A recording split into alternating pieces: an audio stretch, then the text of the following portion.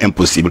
Anani Sossou, la cause de cette intervention militaire est-elle entendue? Non mais écoutez, la CEDEAO a déjà capitulé, hein, elle a capitulé. Et pour couvrir cette capitulation, et pour essayer de camoufler également la honte qu'elle a eue, ils sont passés par une radio de propagande hein, qui est au service de cette CEDEAO là et donc de l'ex-métropole, la France, RFI. Vous avez vu les confidences hein, entre griffes du célèbre correspondant de notre confrère qui est basé actuellement à Dakar, qui a été renvoyé du Mali. Vous avez vu ces confidences sur RFI? C'était une manière, c'est pas qu'il a entendu, c'est la CEDEAO ou bien des chefs d'État qui lui ont donné cette voie-là pour qu'il puisse dire sur les ondes de RFI qu'il y a une démobilisation, il y a une capitulation qui ne dit pas son nom. Donc on connaît tout ça. Dès le départ, nous avons dit sur ce plateau que cette intervention était impossible. Ça ne pouvait jamais avoir lieu parce qu'on ne voit pas par quel moyen la CEDEAO va mobiliser des gens pour aller attaquer un pays membre, ce qui n'était pas dans sa charte. Deuxième chose, on voit mal comment est-ce que cette logistique-là pourrait être faite. Elle pourrait être faite pour qu'on puisse amasser des troupes aux frontières du Niger pour aller l'attaquer. Or, on sait que la frontière que la CEDEAO peut utiliser, c'est le Bénin. Ou le Nigeria. Ou le Nigeria, mais non, mais le problème avec le Nigeria, c'est que le Niger partage 1500 km de frontière avec le Nigeria et il y a 15 États qui longent cette frontière-là. Or, on s'est rendu compte que, à la fois, les gouverneurs de ces États et à la fois les chefs religieux sont partis faire la pression sur Tinubu, lui mettre la pression et avec les autorités religieuses pour lui mettre la pression que, en attaquant le Niger, c'est le Nigeria que vous attaquez. Donc vous avez vu que Tinubu, il s'est replié et puis voilà, on a laissé certains chefs d'État faire un peu le menton, un peu faire le va-t-en-guerre, mais en réalité eux-mêmes ils savent que ce qu'ils sont en train de faire, ça n'aboutira pas. Au lieu de dire la vérité à, par exemple, Emmanuel Macron, qui avait d'ailleurs déclaré que si la CEDEAO propose l'option militaire, que la France sera là pour soutenir. Au lieu de lui dire la vérité que ce n'était pas faisable, ils n'ont pas voulu lui dire la vérité. Mais en réalité, pourquoi cette option a été abandonnée? Il y a des raisons profondes pour ça. Justement. La première raison, c'est le fait que il y avait eu la création de l'Alliance des États du Sahel. L'Alliance des États du Sahel qui a été créée était un handicap. Parce que l'Alliance du Liptako-Gourma est venue bien plus tard. Ouais, mais non, ce n'est pas venu plus tard. C'est lorsque les menaces d'intervention contre le Niger ont été annoncées, c'est dans la même foulée que l'Alliance était née. Et l'Alliance a dit clairement que, mais un de nos membres, un des États membres qui est attaqué, c'est l'ensemble de ces États qui est attaqué. Or, on connaît aujourd'hui la force de frappe de l'armée malienne. Les FAMA. On connaît la force de frappe de l'armée du Burkina. Et ils ont des unités en l'air qui voient tout, qui interviennent. Et on sait également que ces armées-là du Mali et du Burkina, du moins pour le Mali, tout le monde le sait, qu'il y a des instructeurs russes, Wagner, qui est là, qui commande et qui conduit les opérations militaires sur le terrain.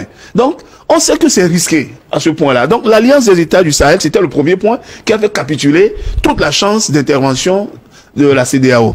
Deuxième point, c'est la reconnaissance, finalement, parce que d'ailleurs, vendredi dernier, devrait se tenir à Sotoko, au Nigeria, une réunion des chefs d'état-major des armées de la CEDEAO qui a été annulée au dernier moment. Or, c'est dans cette période-là que le Congrès américain a voté pour le maintien des troupes américaines au Niger. Donc vous voyez que la CEDEAO viendra envahir le Niger alors qu'il y a une force comme la force américaine sur le terrain, impossible. Or, on sait également que la deuxième grande militaire des États-Unis sur le continent après Djibouti, c'est le Niger. Donc, cela aussi était impossible à faire. Donc, quand on calcule, on met côte à côte tous ces éléments, c'était vraiment impossible. Vous oubliez peut-être aussi la réticence de certains pays comme le Cap-Vert. Oui, ça, on sait que le Cap-Vert a déjà dit non. Et la position du Togo. La position du Togo dès le départ. Et pas seulement, il y a la Mauritanie. qui n'est pas membre quand même de la CEDEAO, mais il y aura peut-être des dommages collatéraux. L'Algérie qui a dit non, voilà, le Tchad qui n'était pas prêt. Puisque ce sont des États frontaliers avec le Niger, ils ont vu qu'il y aura peut-être des dommages collatéraux, ne serait-ce que pour l'afflux des réfugiés et autres.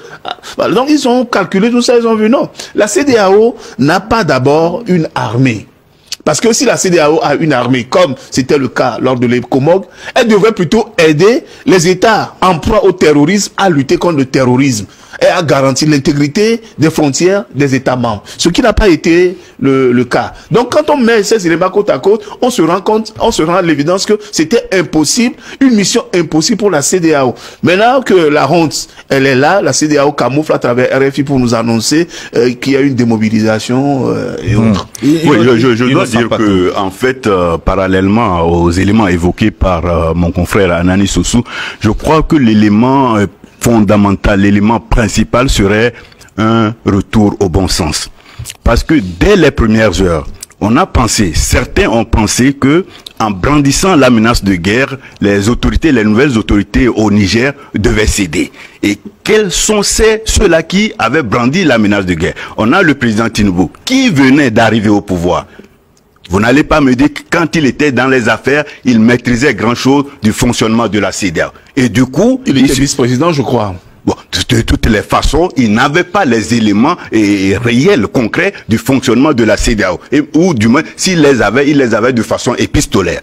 Mais, concrètement, par rapport à ce qui s'est passé, ils se sont dit, mais attention, plus jamais ça au niveau de la sous-région, parce que nous avons le Mali, nous avons le Burkina Faso à plusieurs reprises et au Niger. Et donc il fallait une formule pour voir qu'est-ce qu'il faut pour arrêter ce qui arrive. Néanmoins, quand ils ont brandi la menace de guerre, et il y avait le président béninois, quand bien même ils veulent pas qu'on les cite, il y avait le président béninois qui, dans la foulée, s'était proposé en médiateur, oubliant que on ne s'improvise pas médiateur. Et dans la foulée, il n'a pas pu se rendre du moins au Niger pour pouvoir faire le job. Néanmoins, quand ils se sont rendus compte que ça ne pouvait pas passer, il aurait fallu un peu de diplomatie, un peu de finesse pour revenir à la raison et dire, écoutez, c'est fait, le coup d'État est acté. Qu'on le veuille ou pas, il y a de nouvelles autorités. Maintenant, essayons de voir dans quelle mesure on peut essayer d'aider les Nigériens à aller vers de meilleurs mécanismes de fonctionnement. Le ministre malien des Affaires étrangères, que j'ai eu l'honneur de recevoir cette semaine sur nos plateaux, Abdoulaye Diop, a confessé que la CEDEAO, à sa connaissance, n'a pas de force en attente. Ça, c'est connu du tout le monde. C'est clair. Puisque lorsque... Mais sur quoi comptait donc cette institution pour donner...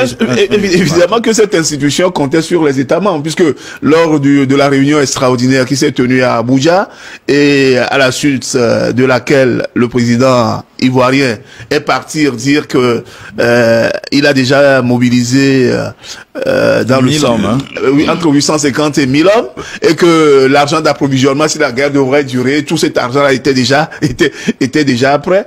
Ce n'est que de l'improvisation. On ne va pas en guerre comme ça. On ne va pas en guerre, on ne se lève pas un beau matin, on va dire aux armées, non, écoutez, demain, préparez-vous, vous partez en guerre. Ce n'est pas comme ça. Aucune force armée au monde ne peut accepter cela. Il faudrait d'abord qu'il y ait un mécanisme qui inclut les chefs d'État major des armées pour qu'ils étudient le terrain. Parce que le Niger, ce n'est pas comme, je sais pas, comme un petit pays ou bien une petite entité, un petit département qu'on va aller envahir. Le Niger, c'est des milliers de kilomètres carrés, des centaines de milliers de kilomètres carrés. Il faudrait étudier le terrain. Il y a plusieurs zones. Laurent Gbagbo a rigolé des 1000 hommes que la semaine dernière. Exactement. Au Niger.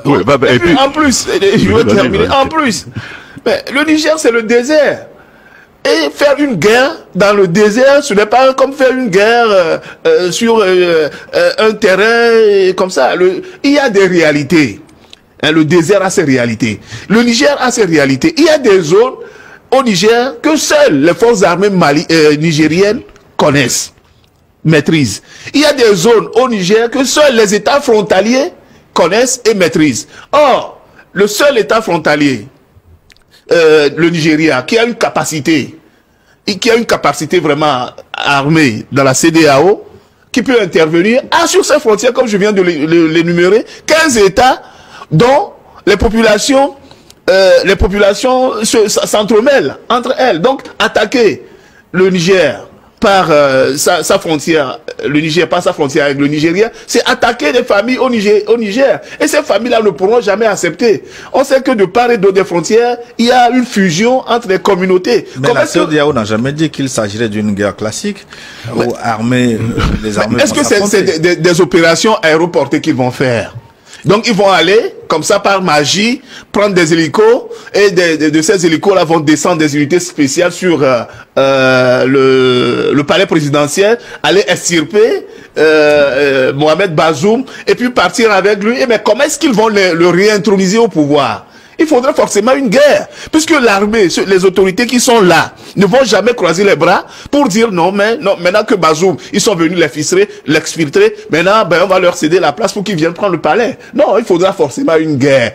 Même si c'est une opération spéciale, il y aura toujours une guerre. Et mais comment est-ce qu'ils vont faire cette guerre-là? Comment est-ce que la CEDEAO va faire cette guerre? Vraiment, c'était vraiment des coups de menton pour essayer de faire peur, comme disait Innocent Patojou, pour faire peur à la junte militaire au Niger. Oh, les autorités de transition ont déjà des soutiens du Mali qui a subi les désidératas de la même CEDEAO. Et le Mali, en affrontant la CEDEAO, a gagné. Qu'est-ce qu'ils ont pu faire? Ils ont fermé des frontières. Ils ont asphyxié l'économie malienne, mais le Mali s'en est sorti. Donc, ils ont pris exemple. Le Niger a pris exemple sur le Mali, et le Niger a des soutiens comme le Mali et le Burkina Faso. Vous avez vu d'ailleurs que lorsqu'on a fermé les frontières pour que les marchandises ne passent pas, des camions sont partis du Burkina, du Mali, pour aller ravitailler le Niger. Mais personne n'a jamais dit publiquement, les gens de les chefs d'État de la CEDEAO, personne n'a jamais dit publiquement que, en refusant aux populations d'avoir accès à la nourriture et aux médicaments, que c'est un crime de guerre. C'est contre le droit international. Même en matière de guerre, ça ne se fait pas. C'est un crime de guerre que la CEDEAO a commis dans ce sens-là. Et ça, personne ne le dit parmi eux. Or, les Nigériens le savent. Vous avez vu d'ailleurs la mobilisation de ces mêmes Nigériens-là, qui ont déjà du Togo. Vous avez vu, j'ai partagé sur ma page Facebook cette nouvelle. Rien que la communauté du Niger au Togo, en 2 mois, a mobilisé la bagatelle de 100 millions de francs CFA qu'ils ont amenés à leur population. Imaginez les autres diasporas, la diaspora nigérienne dans les autres pays dans le monde, s'ils font la même chose. Ouais, donc la CEDEAO... Je voudrais revenir sur la question sur quoi comptait le camp qui optait pour une intervention militaire au Niger. Vous avez vu l'enchaînement des faits. Il y a eu un coup d'État au Niger et le lendemain, le président Macron réunit un conseil de guerre. Et dans la foulée, la CEDEAO, avec 2 voire 3 chefs d'État qui décident d'une intervention militaire. On a comme l'impression de faire un rapprochement des faits pour dire, attention, est-ce que ces chefs d'État de la CEDEAO ne sont-ils pas en train d'agir par procuration au nom de la France, qui a réuni un conseil militaire et qui ne pouvait pas intervenir directement? Et donc, vous voyez que quelque part, sans être prêt, ces candidats pour l'option militaire avait déjà le hockey de la France pour dire allez-y, nous sommes derrière vous, nous allons vous fournir la logistique et les moyens nécessaires. Et donc, comptez sur nous, faites le job pour nous, faites le travail pour nous, et s'il vous plaît, faites-le pour nous. Et donc, avec le début du retrait des forces françaises, il faut dire que l'opération sera encore beaucoup plus compliquée parce que la France avait sur place au Niger, là-bas, un détachement. Oui. 1200. Oui, et là, ça dédouanait la France. Mais ça n'excluait pas l'intervention de la France. Non, mais ce que je dis, avec le départ, ou le début de départ des troupes françaises, est-ce que l'opération militaire de la CEDEAO n'est pas encore davantage compliquée?